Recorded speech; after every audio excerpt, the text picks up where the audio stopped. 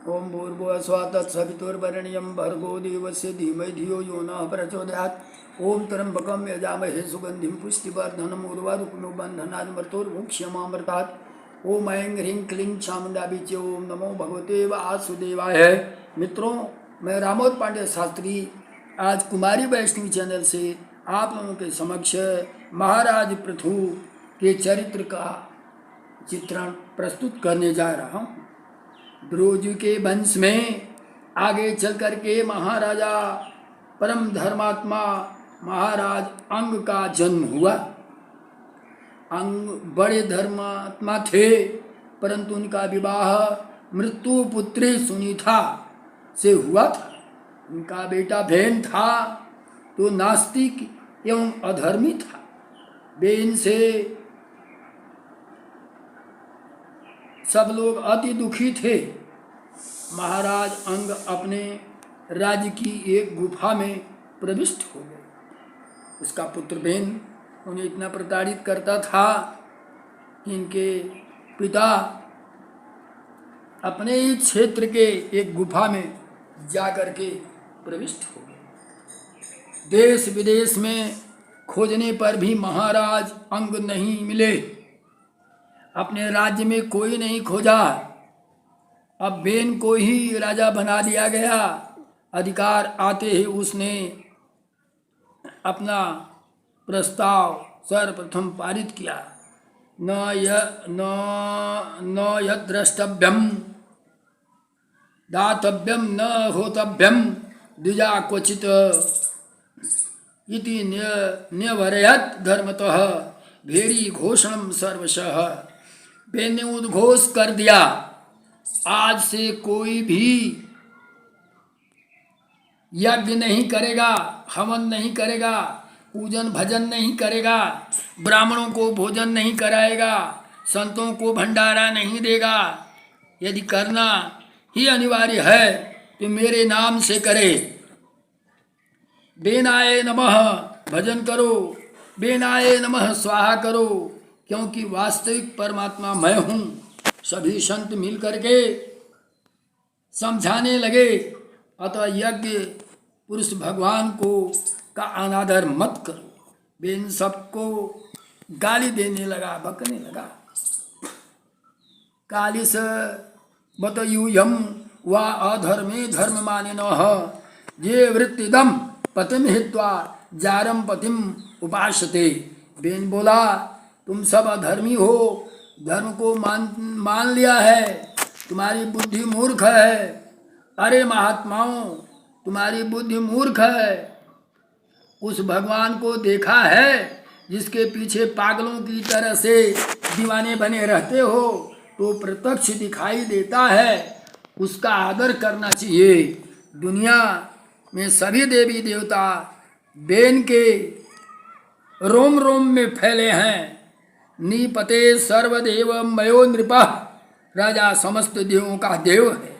हन्यताम मेषः प्रकृति ही दारुणा। संतों के क्रोध में आ फंसे और संतों ने एक हुंकार की ध्वनि की तो बेन धड़ाम से प्राणहीन होकर गिर गया। बेन के प्राणांत के पश्चात संत बड़े चक्कर में पड़ गए कि राजा किसे बनाया जाए। संतों ने मंत्रों के द्वारा बेन का मंथन किया, जिससे निषाद की उत्पत्ति हुई, जो बहुत ही काला कलूटा था। निषाद हाथ जोड़ करके बोला, मैं क्या करूं? संत महात्मा बोले, निषेध चुपचाप बैठ जाओ। इसीलिए उसका नाम निषाद हुआ। पुनः मंथन किया गया, एक सुंदर बालक बालिका प्रकट हुई। बालक के हस्त में शंख चक्र देख करके इस चिन्ह को सारे संत प्रसन्न हो गए। साक्षात प्रभु पधारे हैं। हमारी समस्याओं का समाधान लेकर के स्वयं प्रभु आज प्रकट हो गए हैं। मंथन से प्रादुर्भूत हुए, इनका नाम पृथु रखा गया। सबने मिलकर के महाराज पृथु को चक्रवर्ती की पदवी दी। गद्दी पर बैठा करके अभिषेक किया। सभी लोग हाथ जोड़ करके पृथु महाराज का गुण का वर्णन करने लगे। पृथु जी रोके, रुको, अभी अभी मैं गद्दी पर बैठा हूँ, आप लोग प्रशंसा के पुल बांध दिए। प्रशंसनीय कार्य करने वाला जो है उसी का प्रशंसा करना चाहिए। प्रजाओं ने कहा, हम भूखों मर रहे हैं प्रभु महाराज, पृथ्वी से अन्न पैदा ही नहीं हो रहा है। पृथु ने पृथ्वी को आदेश दिया, हे पृथ्वी, तुम्हारा काम एक अन्न को लेकर के 1000 अन्न में परिवर्तन करके देना है। पृथ्वी ने नहीं सुनी। पृथु महाराज क्रोध में आए। वसुधे ताम वधिष्यामि मक्षासन परांग मुखी मोह, मेरी आज्ञा का उल्लंघन करने वाली पृथ्वी, अभी मैं तुम्हारा वध कर दूंगा। पृथ्वी का हुई गौ माता, पृथ्वी प्रकट होती है गौ माता के रूप में। हाथ जोड़ करके पृथु महाराज से स्तुति करने लगी, भगवान क्षमा करें, मैं आपके पराक्रम को समझ न सका। मेरा तो स्वभाव है, जब मेरे ऊपर धर्म की ध्वजा लहराती है तो मैं प्रसन्न होकर के सारे अपने रत्नों को प्रकट करती हूँ। जब कोई अधर्म करने लगता है तो सारे रत्न अपने में छुपा लेती हूँ। अतः सारे रत्न अपने अंतर्गत छुपा हुआ लिया हूँ, जिसे प्रजा को भूखा मरना पड़ रहा है। अब आप धर्म प्रकट हुए हैं तो मैं गाय का बन करके आपके सामने खड़ी हूँ। हे प्रभु, मेरा दोहन करीजिए। तब पृथु महाराज ने समस्त तत्वों का दोहन प्रजाओं के लिए किया और सुख शांति की व्यवस्था की। पृथ्वी पर नगर गांव की व्यवस्था बनाई गई। उत्तराखंड में पर्वत श्रृंखलाओं को उठाकर एक किनारे रख दिया गया। पृथु महाराज के प्रताप से सभी लोग इस सुंदरा को पृथ्वी कहने लगे। प्रथम सम्राट महाराज पृथु ने सुंदर सुंदर सारी व्यवस्थाओं को से युक्त नगर ग्रामों को बनाया। बड़े बड़े यज्ञ करने लगे। इंद्र की धड़कन तेज हो गई। इंद्र ने सोचा शक्र क्रतु न हो जाए। जो 100 यज्ञ पूरा कर लेता है उसे शक्र क्रतु 100 यज्ञ जब पूरा कर लेता है तो उसे इंद्र की पदवी मिलती है। अब सिंहासन देना पड़ेगा। इंद्र सोच लिया। 100 यज्ञ निकट पहुंची तो उत्पात मचाना शुरू कर दिया। इंद्र ने अश्वमेध यज्ञ का घोड़ा चुरा लिया। पृथु महाराज के पुत्र ने इंद्र को युद्ध में परास्त करके घोड़े को जीत लिया, इसीलिए उसका नाम विजिताश्व हो गया। इंद्र साधु वेश में आकर के घोड़ा ले भागा। यहीं से पाखंड की परंपरा का जन्म हुआ। वो ब्राह्मण के रूप में आकर के साधु के रूप में ले गया था। पापस्य खंडः इति पाखंडः, पाप का एक भाग जो है वो क्या है? पाखंड है।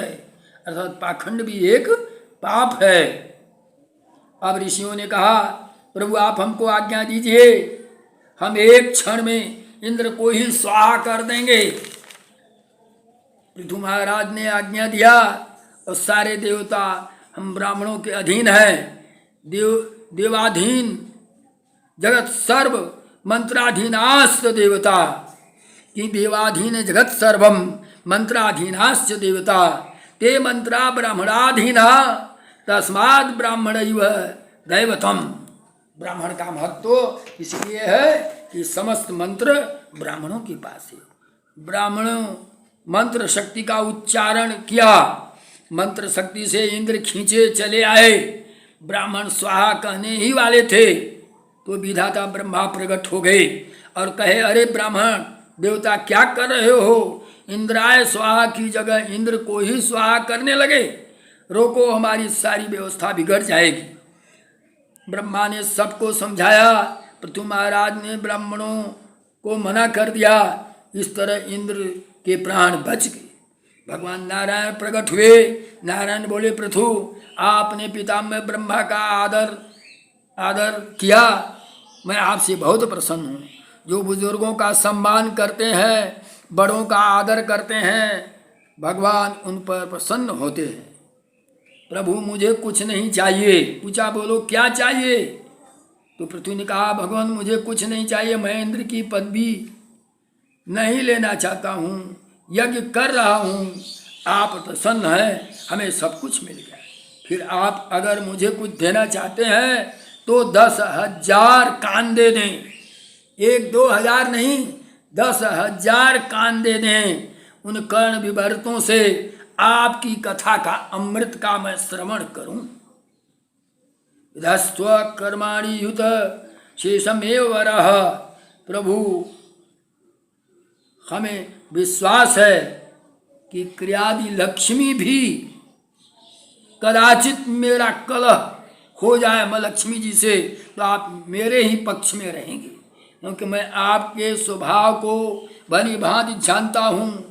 क्योंकि जितने प्यारे आपको आपके भक्त लगते हैं उतनी भगवती लक्ष्मी भी नहीं। जगत जनन्या जगदीश वै समम स्यादेव यद कार्यमयी न समीहितम करोसि पलम्ब लिरुदीन वत्सलः स्व एव धिष्णये अभिरतस्य किम तया। माता लक्ष्मी से यदि मेरा कोई विरोध हो गया तो आप मेरे ही पक्ष में रहोगे। प्रभु की सभ्य भावनाओं से प्रसन्न होकर के प्रभु अंतर ध्यान हो गए। महाराज पृथु ने सभी प्रजाओं को बुलाया और कहा सभ्य सुनता है भदम वह साधो यागतः। प्रजा का कर्तव्य है राजा को कर देना। राजा कर से प्रजा की सुरक्षा और धर्म की रक्षा करे।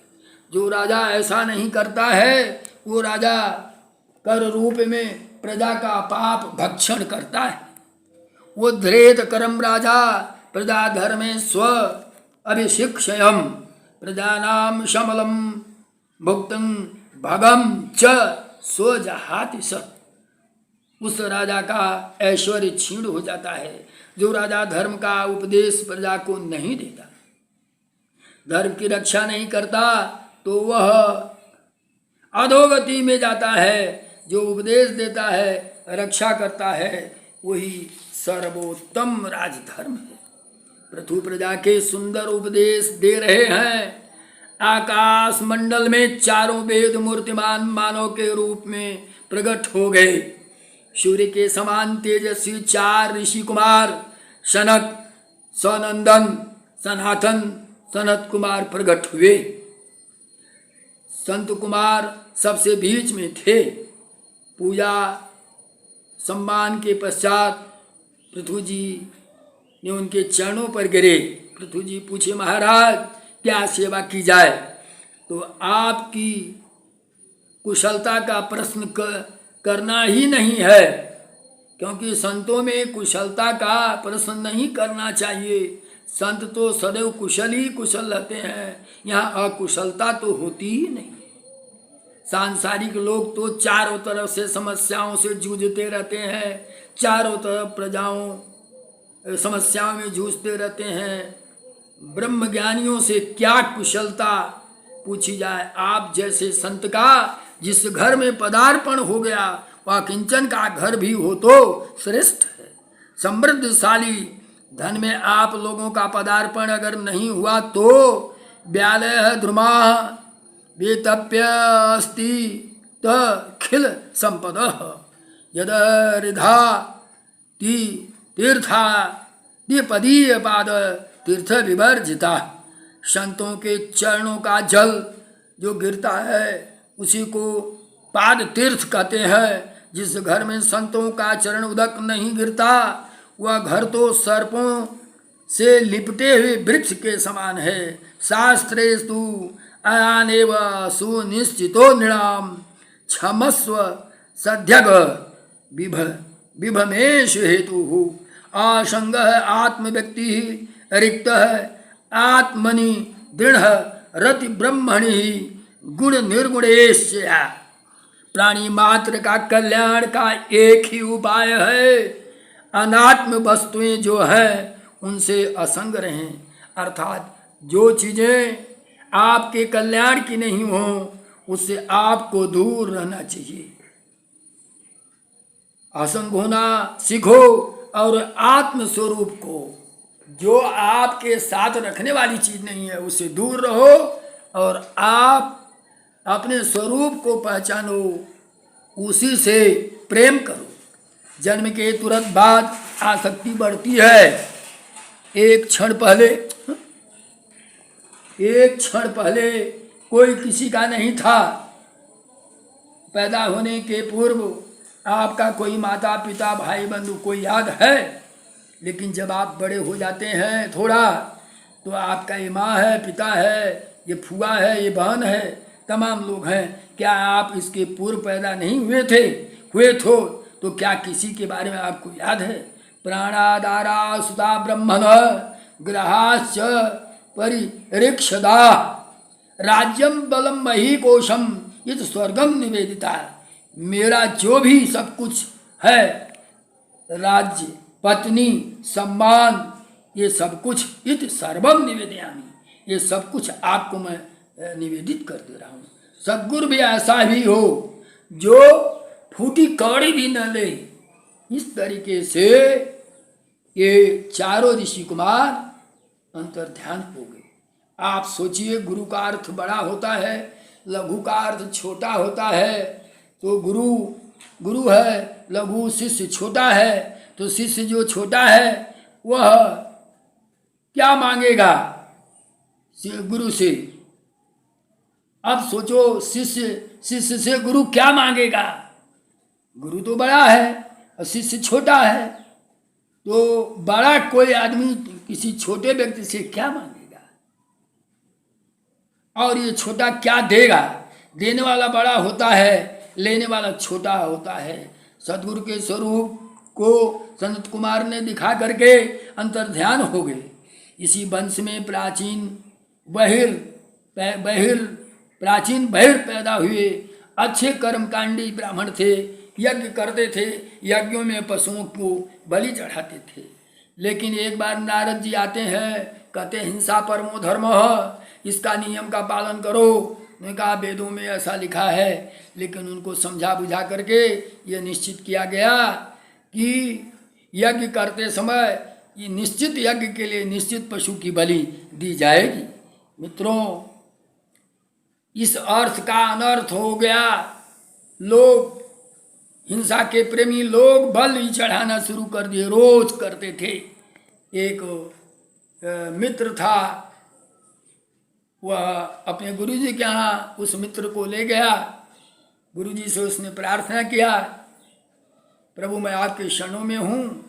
गुरुजी तब तक बीड़ी पीना शुरू कर दिया। गुरुजी ने कहा, अरे भाई तुम बीड़ी मत पिया करो। लेकिन उसने कहा, प्रभु मुझे तो आदत बन गई है, कैसे छोड़ें, बचपन से ही पीते हैं। गुरुजी ने कहा, देखो भाई तुम मानोगे है नहीं, लेकिन मैं तुम्हें हफ्ता में एक दिन बीड़ी पीने के लिए आदेश कर रहा हूँ। अब गया घर और हफ्ता में जब रविवार आया तो इसने हल्ला करना किया, सुनो सुनो, गुरुजी का आदेश है कि रविवार को बीड़ी पीने का बड़ा अच्छा महत्व है। अब सब लोग अपने तो अपने और तमाम बीड़ीबाजों को वो जुटा लिया। तो व्यक्ति को अर्थ का अनर्थ नहीं करना चाहिए और किसी भी आदत को छुड़ाने के लिए वह उसमें कुछ ना कुछ परिवर्तन करते रहना चाहिए। हमारे गुरुजी स्वयं कहा करते थे, गुरुजी तो आदत को बंद करने के लिए ऐसा किया। अब देखिए, वेद भगवान परोक्षवादी हैं। हिंसा रोकने के लिए नियम बनाया, भाई हिंसा करनी है तो अमुक यज्ञ में अमुक हिंसा करना। इस तरह से रोज रोज की बलि निश्चित हो गई। हिंसा प्रेमी उसी के प्रभाव बना लिए। लोग अर्थ की जगह अनर्थ करना शुरू कर देते हैं। एक जगह लिखा है, वेद पढ़ना पाप है। अब वेद के विरोधक वो चिल्ला चिल्ला के कहते हैं कि वेद में लिखा है कि वेद पढ़ना पाप है, वेद में लिखा है कि वेद पढ़ना पाप है। एक समझदार व्यक्ति ने कहा, अरे भाई क्या कह रहे हो? कहा हमने पढ़ा है, वेद के पढ़ने के अंतिम लाइन पर लिखा वेद पढ़ना पाप है। कहा चलो दिखाओ। तो दिखाया, सचमुच लिखा था कि वेद पढ़ना पाप है। लेकिन जब अगला पन्ना खोला तो उसमें लिखा शौच की स्थिति में वेद पढ़ना पाप है, और शौच की स्थिति में। इसने पहला पन्ना तो पढ़ा, अगला नहीं पढ़ा, अर्थात वेद पढ़ना और शौच की स्थिति में पाप है। इसलिए वेद सबको पढ़ने के लिए लागू नहीं हुआ, और इस पर काफ़ी हंगामा भी चला। तो मित्रों, कभी भी आपको अर्थ का अनर्थ नहीं करना चाहिए, किसी भी अर्थ को पूर्ण रूपेण समझना चाहिए और उसका चिंतन मनन करते हुए उसको अधिग्रहित करना चाहिए। जय माँ जगदम्बे, जय माँ भारत, भागवत भगवान की जय।